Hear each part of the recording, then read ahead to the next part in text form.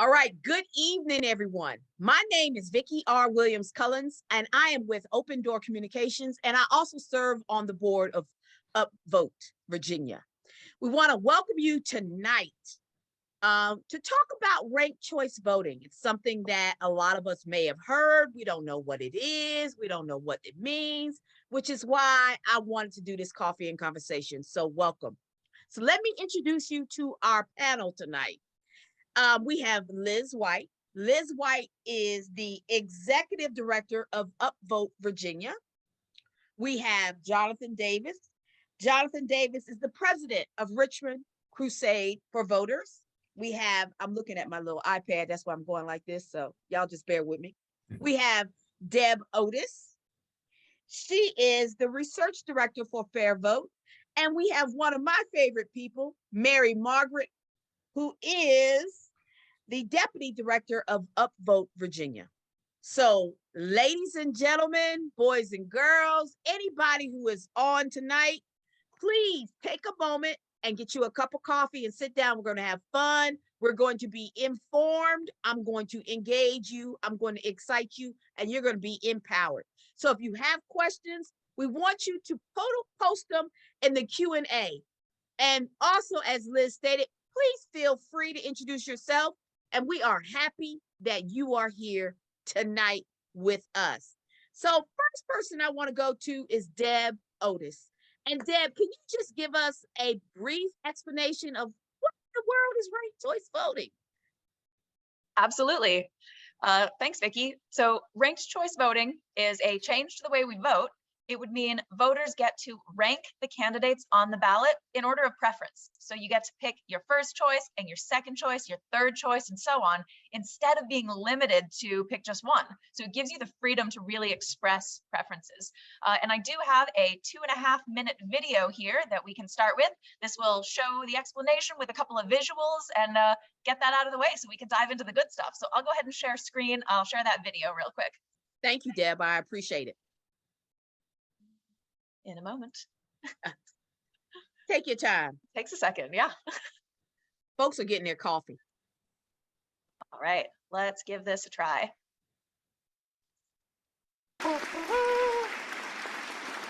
So what is ranked choice voting?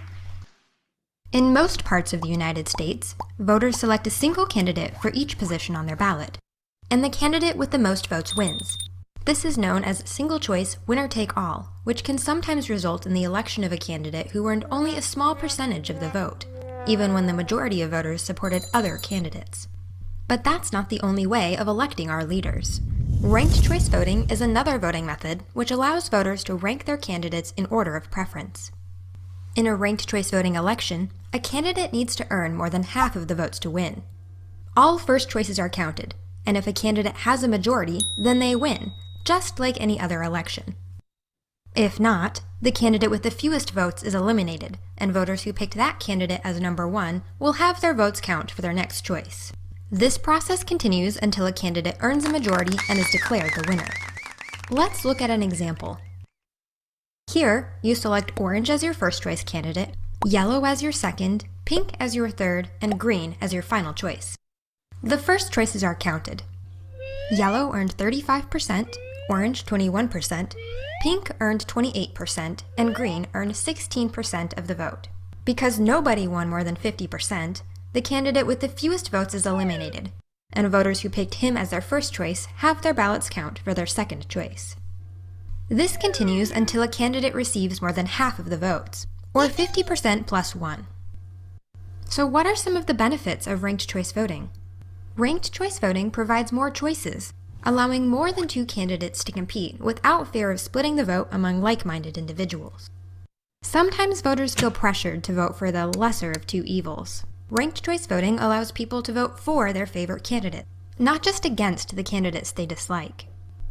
With ranked choice voting, we see more positive campaigns and less negative advertising.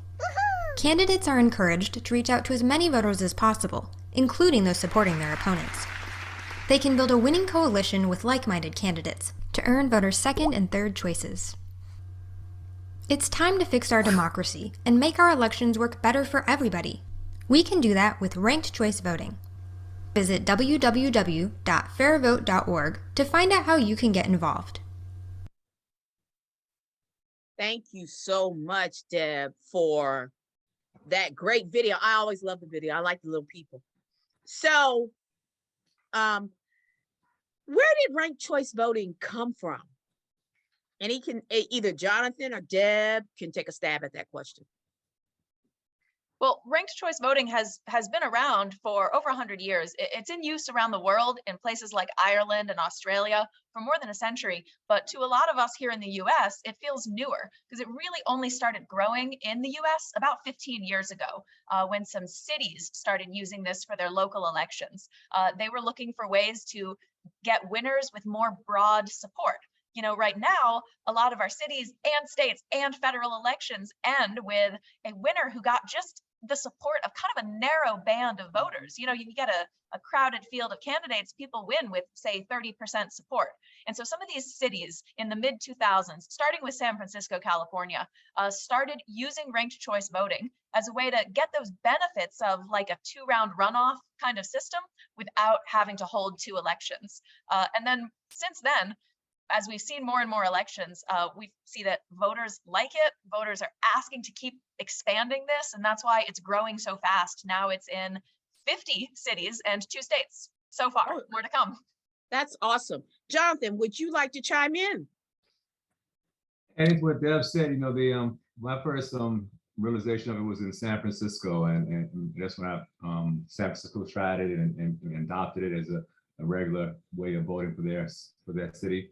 And as she said, it expanded across the country. Now I know that Alaska just actually had an election this last month, and that went very well from what I understand. They had quite a few candidates.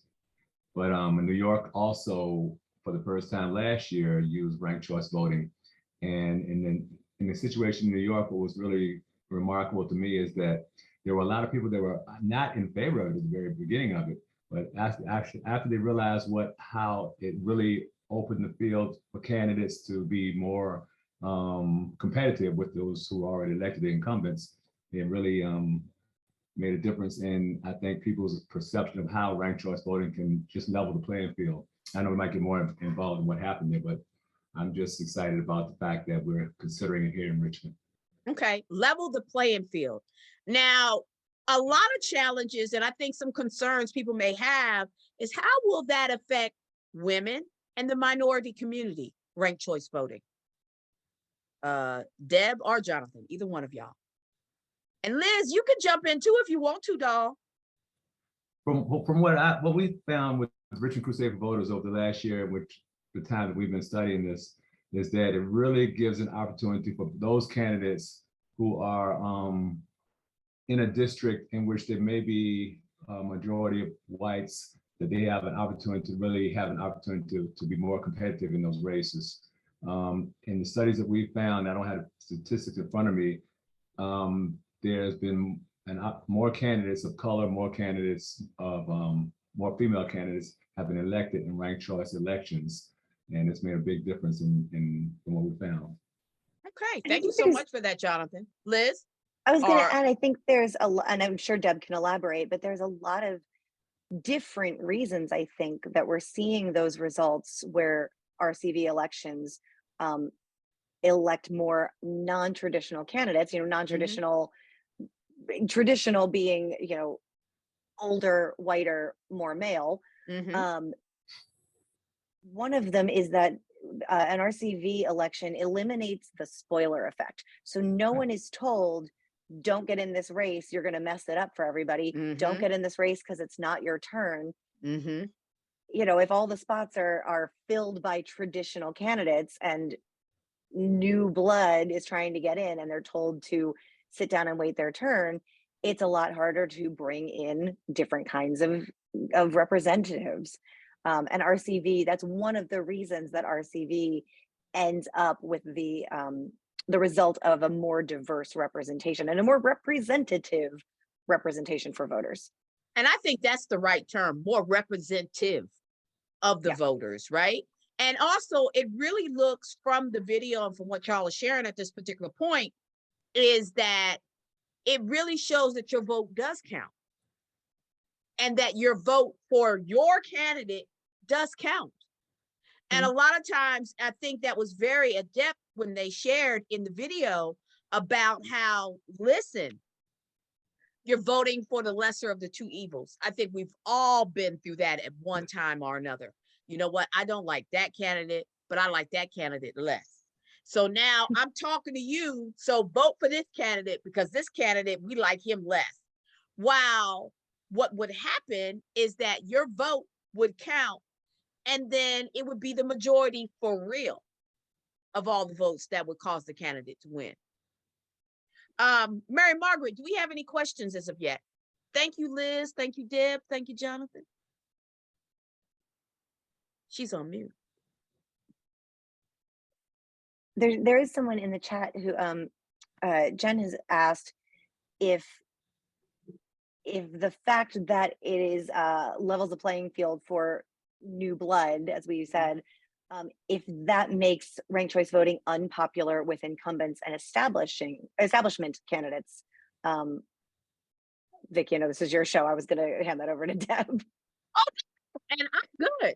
Not that deep, Liz. Let's hand it over to Deb. Liz and I will hand it over to you, Deb. All right, pressure's on.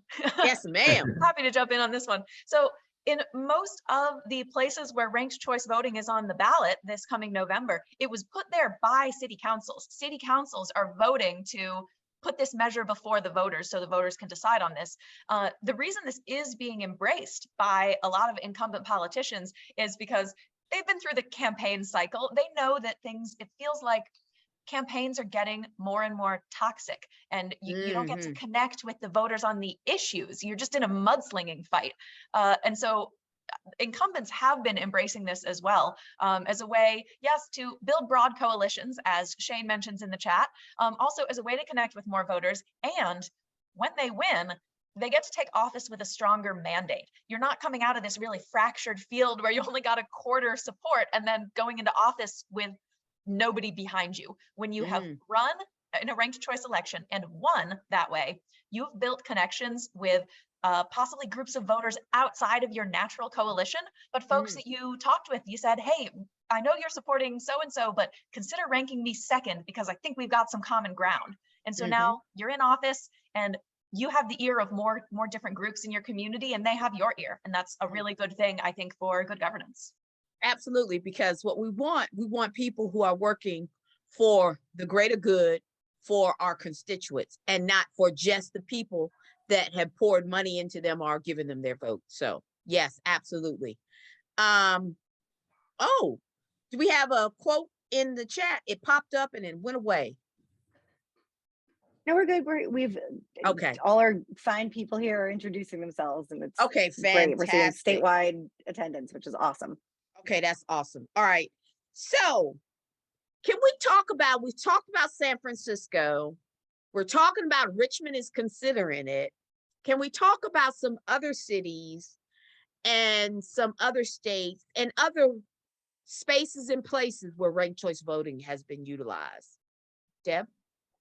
Yeah, well, there are a lot of different ways to bring ranked choice voting to different levels of elections. The only thing they all have in common is that whatever form you implement this, whatever elections you're using it for, it improves those elections. And so, we see some places using it for primary elections. That's what we see in New York City. They used their first ranked choice voting elections in 2021.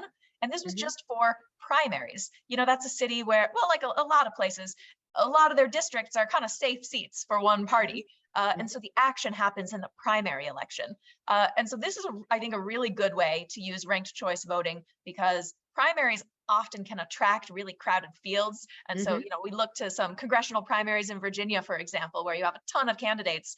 Ranked choice voting can be a really good way for voters to sort of parse through that race. I think it's a lot of ways, it's simpler to vote in a ranked choice election because if you look at one of these crowded fields, oh yeah, I'd be fine with any of these people. These ones are okay. I really don't like these few. So you want to go in and rank your choices. What is complicated is when you have to go in and pick just one. That's when this lesser two evils comes up. So that's primaries, but a lot of cities are using this in general elections, in states as well. If you use it in a general election, it's a good way to give a little more voice to independent and third-party candidates and voters who are otherwise could be kind of shut out of general elections. Okay. Liz, did you have any questions for my group? No, I would love to. I feel like we started to talk about why RCV is good, and we've really kind of gone pretty deep on a couple of the reasons, but I'd love to make sure there are so many benefits of RCV. I'd love to make sure we touch on them right here at the outset. Fantastic. I know for me, as we prepare to launch UpVote Virginia and prepare to make this our first flagship issue, I mean, I've been learning a whole lot. I got a big old crash course on ranked choice voting.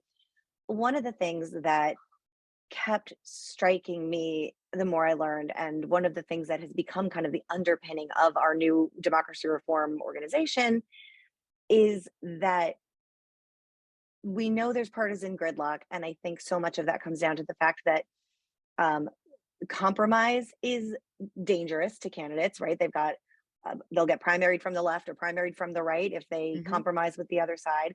But I find even increasingly discussion, conversation, nuance is disincentivized, right? Everyone's got their talking points, everyone's got their tweets that they send out, and there's no reason that they have to go through the effort of having a real conversation on any issue. Ranked choice voting, and the way Deb was talking about, where candidates and elected officials have to go out and make their case, and they have to get into the nuance. So in a primary, I think all of us, can remember, depending on if you remember one of the major parties, you can remember a crowded presidential primary in recent memory, whether that's 2016 for the Republicans or 2020 for the Democrats. And they're pretty similar, right? There's a lot of overlap in policy. So now these candidates have to be incentivized to go really deep into the nuance and explain to you why them. And if not them first, why them second? Why them third? Why should you be ranking them toward the top? And I think that is a really incredible thing to inject into our elections and into our incentive structure for our elected officials. So that the need for nuance and the reward for politicians who build consensus rather than division, I think is just kind of one of the existential benefits of ranked choice voting. Exactly. I want to, if we can do like a pros and cons, right? Or maybe not cons, maybe fears. I think fears might be better.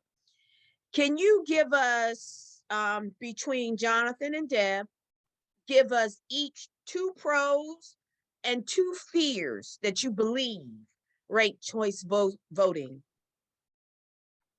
kind of makes people feel? So I'm gonna go to you first, Jonathan. Give me 2 pros and 2 fears. Kind of building on what Liz was saying, it encourages candidates to go out into the field and actually connect with the voters more than what they would normally do, because you've got other candidates that realize that there are other persons who are less financially able to run a campaign on their level, but they can still get out there and get the word out, knocking on doors, and encourages other candidates to go out there and really meet the public and get involved with the people. And I've noticed in the last few years that a lot of candidates are losing sight of the importance of doing that, even after they get into elected office. And we've also talked about the fact that it levels the playing field. It gives people who are looking for an opportunity to get involved in politics, it just opens the door for them. And I'm talking about people who are running for office right now. And that's the big thing. I want to make sure that people have that don't have the financial opportunity to compete on a level that another person does, they can still get involved. Another thing is also, we've talked about candidates who are spoiler candidates. They're in a situation where we know that several people have come into races to actually just siphon votes away from somebody who threatened another candidate. So the benefit is that we know with ranked choice voting, that's not going to necessarily be the case. Fears that people have, there are some things that people have concerns about that I've heard, such as They think that ranked choice voting is too complicated, hard. And what we found is that once people are educated, and that's the main thing, once people are educated, it's not hard at all. In the New York race, for example, a lot of people went into that race thinking that it was a complicated system, but they came out saying, no, this was not hard at all, that I understand exactly how this process works, and they liked it. And we found that to be the case in many situations across the country. And so what we're trying to do with the Crusade is to make sure we educate people about what ranked choice voting is and about the benefits of it. All right, thank you so much. 2 for 2 for you, Deb. And then I have another question for y'all. Those are really good ones from Jonathan. So let's see, I could go all day on the benefits of ranked choice voting, but I'm going to be really scraping the barrel for drawbacks here. So let's see, for benefits, first up, I would mention the positive issues focused campaigning. You know, this ties into a lot of what we've talked about already, like with what Liz was mentioning here. There is good research backing up these claims that campaigns really are more positive in ranked choice voting, because candidates, they lose some of that incentive to go negative. They know that, oh, well, I might need some second place votes, some second choice preferences in order to, you know, cross that majority threshold. And so they have more incentive to connect with voters rather than tear down the other candidates. So that's one benefit. The second one I'll mention is about the consensus for winners. That ranked choice voting has us elect people with much broader support than what we do now. You know, this is a democracy. We are supposed to be electing our representatives. So it feels like the very lowest bar someone should cross is getting the support of half of the voters. Right now, we're not even doing that. But in ranked choice voting, it typically goes well beyond just that bare majority. We've done some, you know, analysis on the past ranked choice elections. We found that over 70% of voters in RCV elections have ranked the winner in their top 3 choices.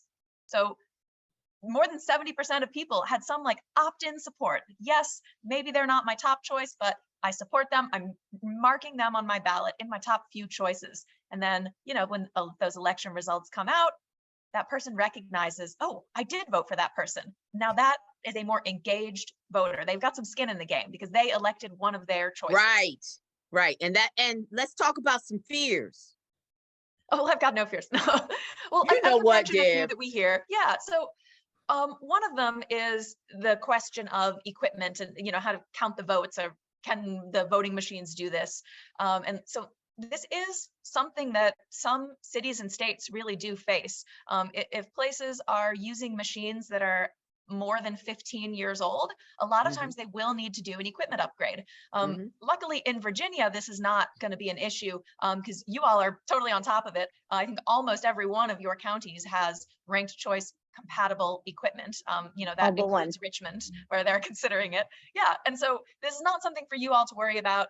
Using newer machines, that means you're doing good on election security and you're okay for ranked choice voting. I'm jumping in because you really rolled into the question I was about to ask. I used to work for the Division of Elections. Well, now it's the Department of Elections. But with that being said, I have a great fondness and I understand a lot of the challenges that the registrar community has dealt with. And now it's even gotten more frustrating because people are questioning their credibility, they're questioning their ability to be honest, which in Virginia, there is no question. I'm gonna say that unequivocally, really, real talk. But with that being said, because they take their jobs very, very seriously, and Jonathan, I know you know this, they take their jobs very, very seriously. Now, with that being said, you mentioned about the machines that they have the capacity to have ranked choice voting, but what about for the registrars? Is this going to put another duty that's going to be difficult and going to be laborious? That kind of thing. I don't even know. That's a good question. You know, implementing any kind of change, it does add something to the to-do list. Election administrators right now, it feels like their job, they're doing an insurmountable amount of things already in a pretty tough environment. And so, of course, you know, we want to be sensitive to the fact that, yes, if your jurisdiction switches to ranked choice voting, it's not trivial. There are going to be some actions that need to be taken. And so it's important when a jurisdiction does this to take those considerations into account and probably be ready in the first election to spend a little bit of money on training for election admins and for poll workers. This is a one-time cost, but this is an important thing to make sure that you can run a successful and smooth election, and try not to burden these folks more than they already are. Absolutely, because this is the first time I've ever seen folks be violent towards election officials. Yes. I cannot even stomach that, and I would hope that this would not add fuel to the fire. Liz, did you have a question or comment? I was just going to add to Deb's comments. The other thing I would love registrars and boards of elections and election officials to feel is supported when they implement. I know our group and FairVote and other groups working on this, both in Virginia and nationally, are going to registrars and boards of elections first and trying to offer support and education and resources, and let them know that this is not something that we just want to throw in their lap and have them execute magically.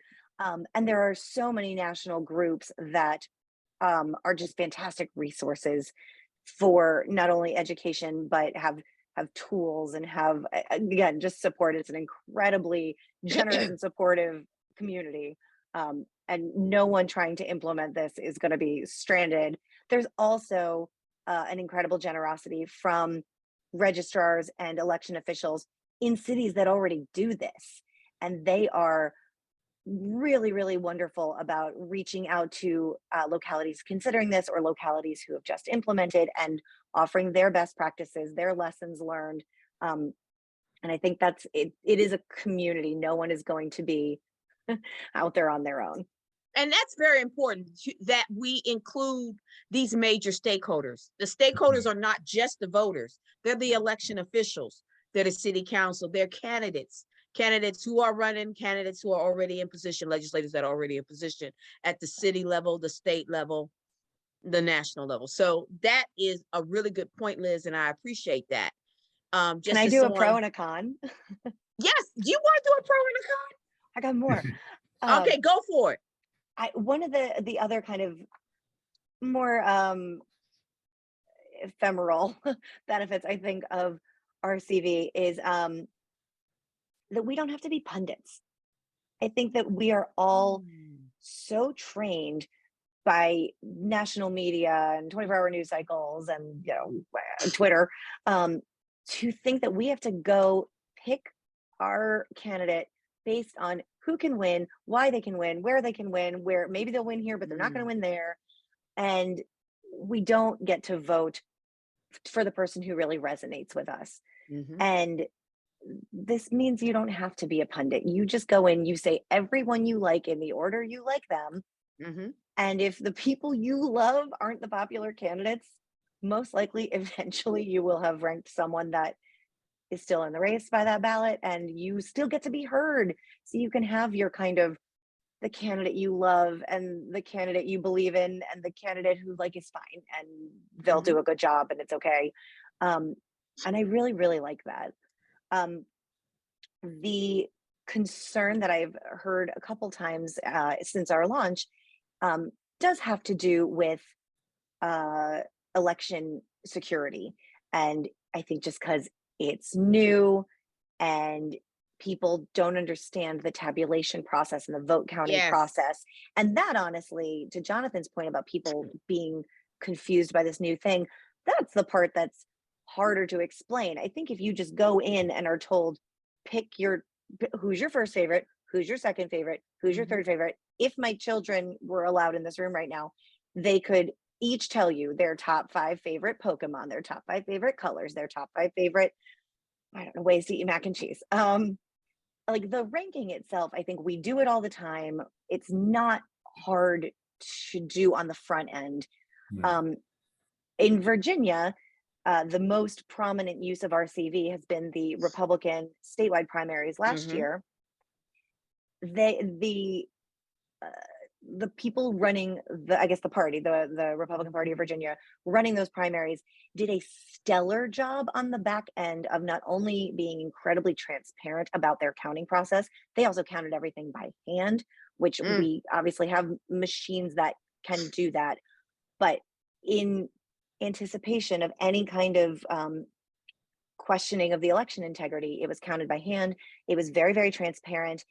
And they did a really good job communicating with their voters, saying, here's what we're doing today. This is when we will have results. So people aren't going into the back end of the election expecting it to feel like a traditional election. They know they've got to wait a little longer. They know what's happening, you know, behind these clear glass see-through doors. And I think that there aren't the election integrity concerns that people have, but it's new and everyone's in kind of a heightened state of awareness about election integrity. And that has been something I've heard. Deb, do you have any research or more specific concerns about any of that you all have heard and studied?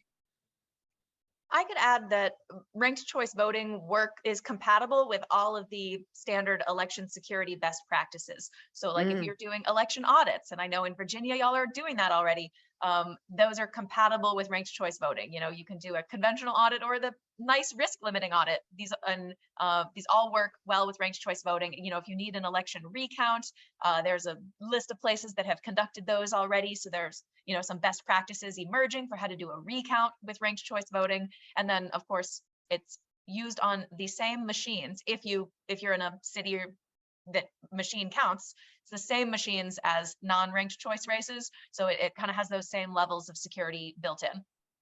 Absolutely. Thank you so much for that. Mary Margaret, do we have any questions? Because we want to leave time to ask whatever questions y'all want to ask. This is your opportunity. Yes, Vickie, you have 2 questions in the Q&A, and then you have people still asking questions in the chat. Okay, so can we read a couple of those, Mary Margaret? I can. Liz, do you want to see in case one has already been answered? Sure. Do you want me to read them? It looks no, like a third is now in the Q&A. All right. Yeah, maybe. we can answer them. So Karen asked about the costs involved in changing the voting machines. I think Deb answered that. It's every locality except for one in Virginia already has machines that are compatible with RCV. And that one, as Deb said, that's a pretty old machine. So it's going to have to be updated anyway. There's a fantastic group called the RCV Resource Center that has a free open source add-on that will tabulate the votes for any machine that can't handle that part of it. So the costs that were initially anticipated to go along with localities adopting RCV are much, much lower. They are almost entirely for voter education. And as Deb said, also training for election officials. Am I missing anything on the cost side, Deb? On machines, totally covered, but the voter education, of course, is something we should consider. The research shows that voters understand ranked choice voting and they're using their ballots without making errors, but this research comes from cities and states that did a voter education campaign. You know, anytime you're making a change to your elections, it's pretty important to get out there, tell voters what you're doing and why, to make sure people feel empowered when they cast their ballot. So that would be a one-time expense that comes with a change to ranked choice voting. And that's a good thing anyway, because we can use some voter education regardless of what voting method.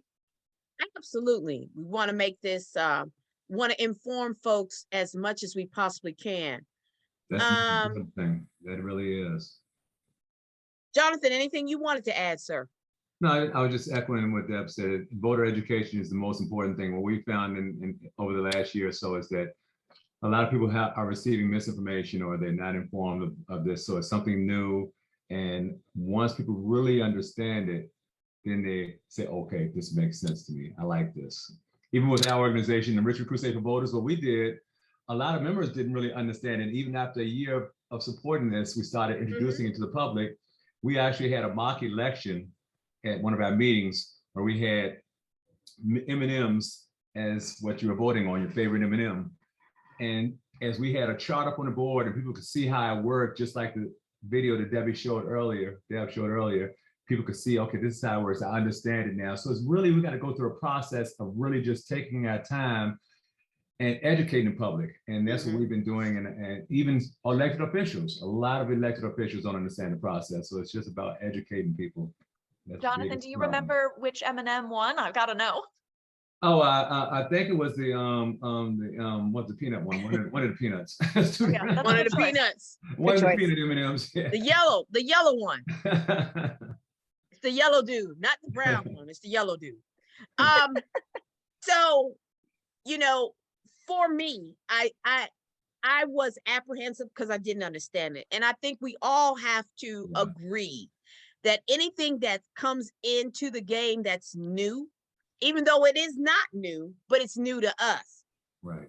we're going to be suspicious, we're going to be apprehensive, and we're going to be concerned. And then I would think if you've always been elected a certain way, just like with redistricting, Liz, you remember, when we were talking about redistricting, when we were, you know, lobbying to have this done fairly and equitably, it was very problematic because people are very comfortable in their safe spaces, in their seats. And now people got to actually fight and get out there and talk to voters and win voters over because their safe seat is no longer safe. Mhm. And I think this is probably some of the same issues. Liz, can you look at the questions? Because we definitely want to leave room for our audience to ask questions. Could you look at some of the questions? Absolutely. Walt from Fairfax City has a very thorough question that probably has a lot of parts to it. Deb, do you want to dive into some of that, and we can probably all support? And I'm going to take a That's look in at the some of the Q&A questions in the, section, right? that's in the Q&A, sorry, yep. And then I'll keep looking at the ones in the chat. Okay, great. Sure. It's a long one, Deb. Oh yeah, I took a look at this one. I just clicked that we're answering it live. So hopefully this ends up in a place where other people can see and read this. I'm not going to reread the whole question, but this is a great question.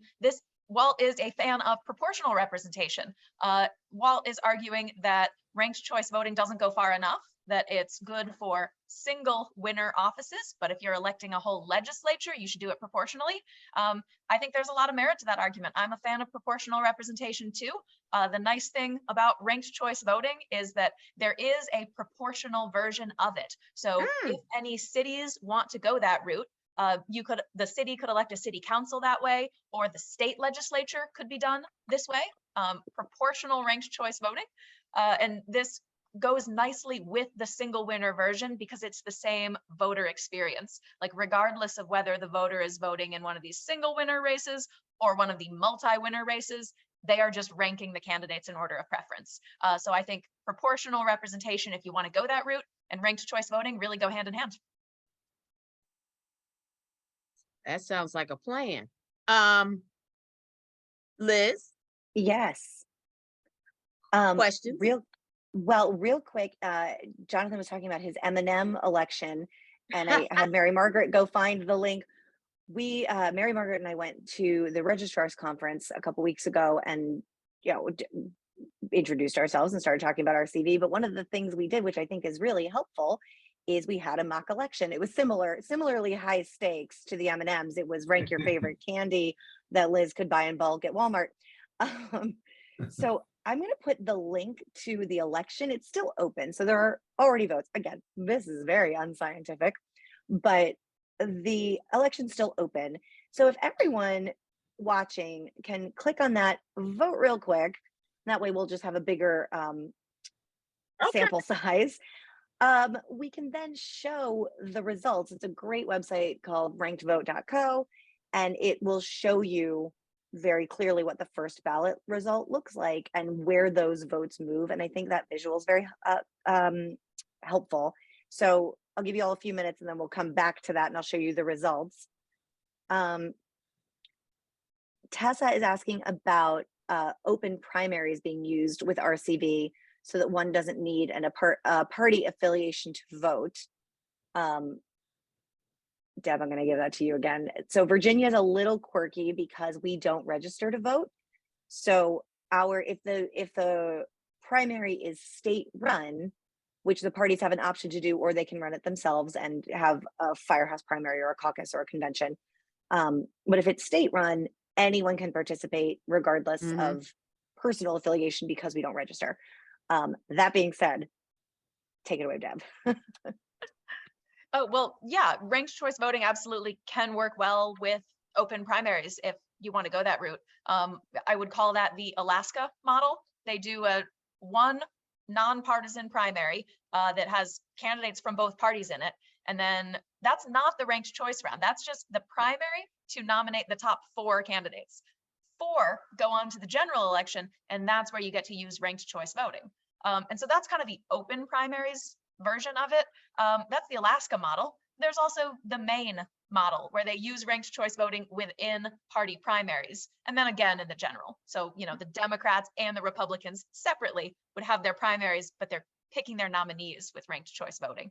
And that's just a preference for the state, like whichever model works best for you. Ranked choice voting will improve either one. Got you. And following on that, Rupert asked in the chat about thoughts on open primaries and prospects for another bill to implement that getting through the General Assembly. Again, Virginia is a little quirky because we don't register, and we also just don't tend to have very crowded general election ballots, right? Like Alaska had final 4 voting. So the primary Deb mentioned, everybody ran. I mean, they had 51 candidates at one point in this last primary. Wow. Right, including Sarah Palin and Santa Claus. It's the best story. It is the soap opera of democracy reform stories. So check that out. Who won? We don't know yet. We know who the top 4. No, Santa didn't make the top 4. We'll get deep in the weeds on that another time. Okay, because it would be the rest of our time. But in Virginia, we rarely have more than 3, maybe 4 candidates on the general anyway. So it's not impossible, and there's national and statewide appetite for open primaries. I don't know that they're forthcoming in the short term, but I think the more things like RCV people get familiar with, the more people get familiar with the idea that we can change the way we elect our officials, and it's not scary, and it actually makes things better, the more reform can follow. There's a great question in here, and we may have touched upon it, but I want to just kind of reiterate it. Giselle asked this. Panelists, what are the most common misconceptions and misinformation? We can go round robin on that. I can start with Deb first, Jonathan next, and then Liz, you'll be last. Okay. Sure. I think, we covered some of these with our pros and cons earlier. I think the most common one I hear is just that this might be too complicated for voters. Like, will voters be able to figure this out? Jonathan spoke to this, and then Liz spoke to her children know their top 5 rankings and everything, right? I think we can look at how this has worked in practice already. That we've got data from over 500 ranked choice elections in the U.S. And voters are using this ranked ballot. They know how to rank things. We know how to fill in a second bubble, and people overwhelmingly answer in exit polls that they liked it and that they want to keep it. So I think this concern that maybe it's new and scary, I think is really overblown. Once voters see a ranked ballot, it's very intuitive and they get it and they like it. Okay, fantastic. Jonathan? I've heard some say that their vote is wasted in a ranked choice voting election if their candidate is not moving up because their candidate drops off. Because if you have 5 candidates running for office and you're voting for the 5th candidate, okay, that candidate is gone, so you feel your vote is wasted, but your vote is not wasted. Actually, people have an opportunity to vote for their 2nd, their 3rd, and 4th candidate, and 5 are running. And so your 1st candidate may not win. However, your 2nd candidate or 3rd candidate or 4th candidate still may win. So it's not that your vote is wasted. You just have more opportunities to spread your selection of candidates out, if I can put it that way. Right. If your first place candidate came in 5th in a traditional election, then your vote's really going to feel wasted. Exactly, exactly. Absolutely. Thank you so much, Jonathan. Liz? Yeah, I think the misconception that I hear is that people are going to game the system, that Mhm. once this is established and people get familiar with it, they're going to, the parties or individual voters or whoever, again, going back to that we're all pundits thing, we're going to game the system. And at least to my knowledge, it's hard to game the system. And generally the ways people have been trying actually backfire. Mm. One of the reasons one of the dramatic parts about this Alaska election that is ongoing, and one of the reasons that it's hard to predict the outcome, is because while the Alaskan Republican Party ran a rank the red campaign, because the three options right now are 2 Republicans and a Democrat. So currently, after the first ballot, the Democrat, who didn't have a vote to split with another candidate, she is in first place, followed by Sarah Palin, and then the other Republican, Nick Begich. So Republicans smartly ran a campaign saying rank the red. Whatever Republican you put first, put the other one second, because otherwise we'll split the vote. The Democrat will get the seat. The candidates kind of followed the, this whole thing is a rigged game, we hate ranked choice voting approach, and did not encourage their supporters to rank the other candidate anywhere. So we don't know who kind of prevailed in the voter education game. Mm. And they may have shot themselves in the foot. They may have very much snatched defeat from the jaws of victory, because if they bullet vote, which you have the option to rank and you only vote for one person, you're only hurting yourself. If you go to the second ballot, you don't get a say anymore. If your candidate is the one dropped, then you did waste your vote. You had the opportunity to express more preference and you didn't take it. Right. So I do think candidates will get better at using the system. I don't think they're gaming the system, but candidates will get better at campaigning collaboratively and Mhm. saying, vote for me, rank me second. If I'm not your guy, I'm not your girl, vote for me second. That's going to serve them well. We saw that in the 10th congressional district primary. It was very crowded, and the ultimate winner, Hung Tao, did a great job educating voters about RCV, and did a great job saying, if I'm not your favorite, put me second. And not only did he ultimately win, every time a candidate was dropped from the bottom of a ballot, he had the majority of the second place votes. So it worked, and he ended up winning with close to 60% of support once, by the end of the last ballot. So he now has a consensus and a mandate, like we talked about, to carry that nomination.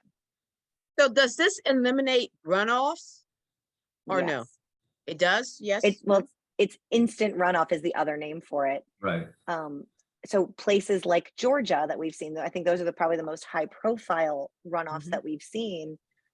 Instead of spending money to run a whole other election, a lot of money, and then the parties and the candidates spending a lot of money to continue this campaign, and then asking people to come out and vote again at a weird time in Mm. January or December, on a time they're not used to voting, when they just did. Turnout is way down, and it's Mhm. expensive, and the fewer voters, the less truly democratic and representative that election ends up being. Mhm. So those are problematic. And yeah, this is an instant runoff. It would eliminate the need for like a Georgia style runoff. Got you. I think we just had another interesting question that just popped up. What do extremists think of RCV? It's a great question. I know. Who wants to take a stab at that? It's funny, Deb and I actually emailed about this before. I think kind of going back to a misconception, stepping back one question, some people think that RCV always elects moderates, that I've heard this on the right and the left. I've heard this as a good thing and as a bad thing. And Deb, I'm going to turn this over to you because you explained it so well to me. But that's not entirely true. RCV elects consensus candidates and representative candidates, and that's not always the moderate. Yep. So sorry, Deb, You're if you'd like to absolutely right. I mean, elaborate. one district's extremist is another district's perfect candidate. And so if you were to look at another congressional district, they might not be electing what you think of as a moderate, but ranked choice voting does a great job of identifying that candidate who has the broadest support among those voters and elevating them to the top, even if they were someone who in a plurality race might have ended up somewhere in the middle. Ranked choice will find that consensus candidate to elect them. And so, you know, when we say extremist, generally to me, that would mean a candidate who has support of less than a quarter of the voters. So that to me is a candidate who would not win under ranked choice voting. A candidate who does well in ranked choice elections is someone who's got that strong base of first choice support, but also has appeal as a backup choice and can ultimately cobble together that broad coalition.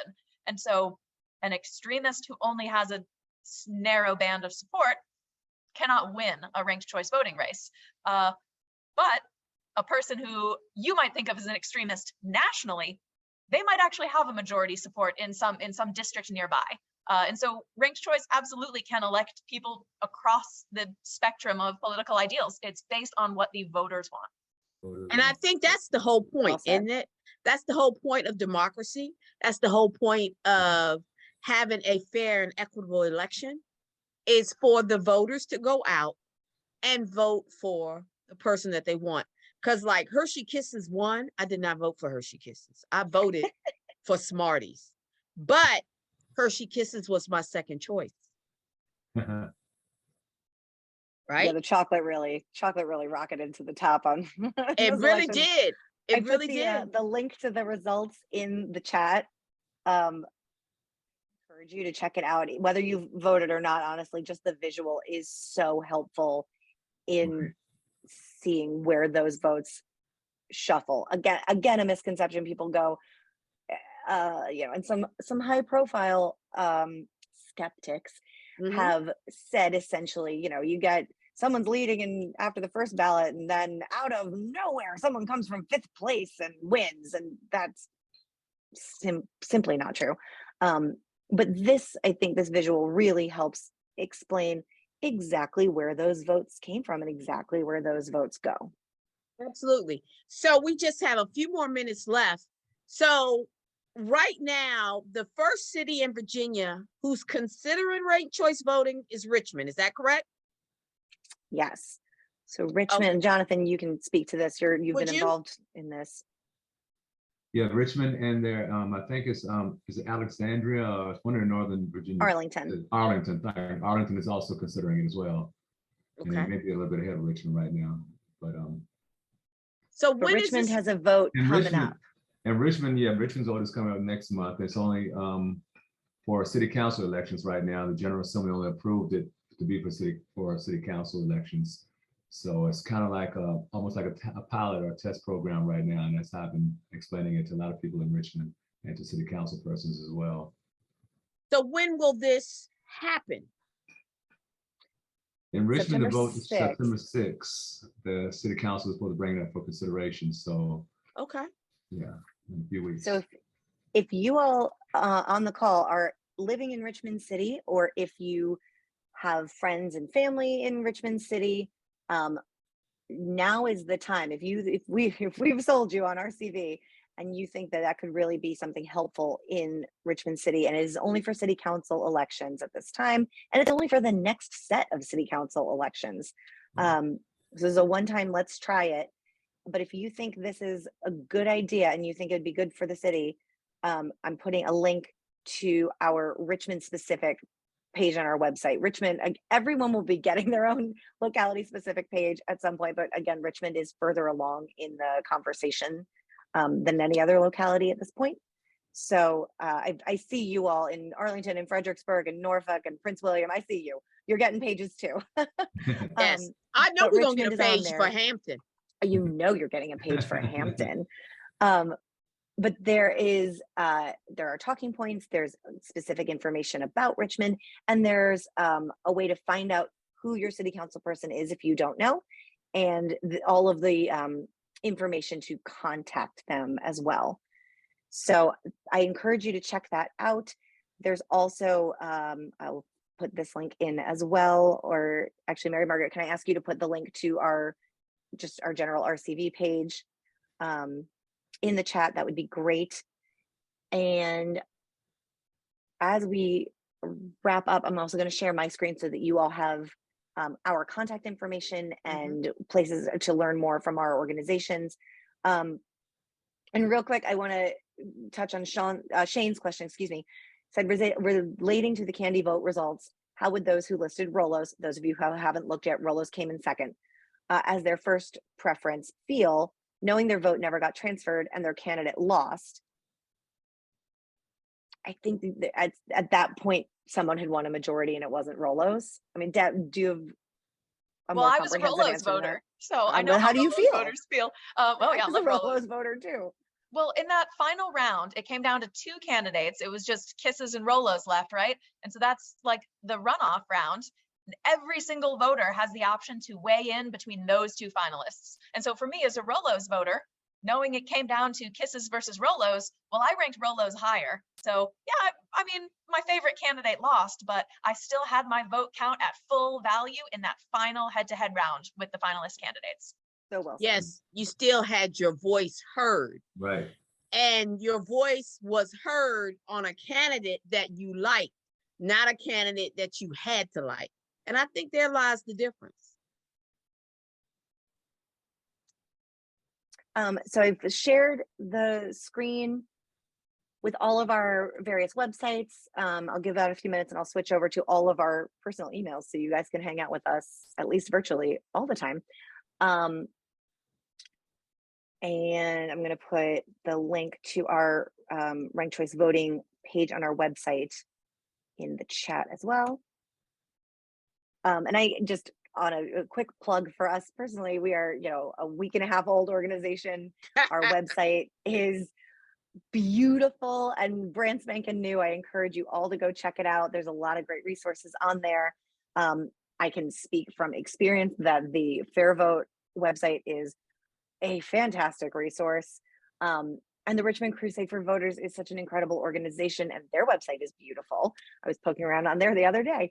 And Vickie, you've met Vickie now. How could you not want to hang out on her website and be as close to her as possible? So please reach out to any of us if you have further questions. There is a contact us form on our website and you can email me or email anyone else on this call. We are happy to talk about ranked choice voting all the time. So Vickie, I'll hand it back to you. All right, Liz, thank you so much. Everybody, thank you so much for spending time out of your Thursday evening with us. I want to give a big thanks to Liz, Deb, Jonathan, and Mary Margaret.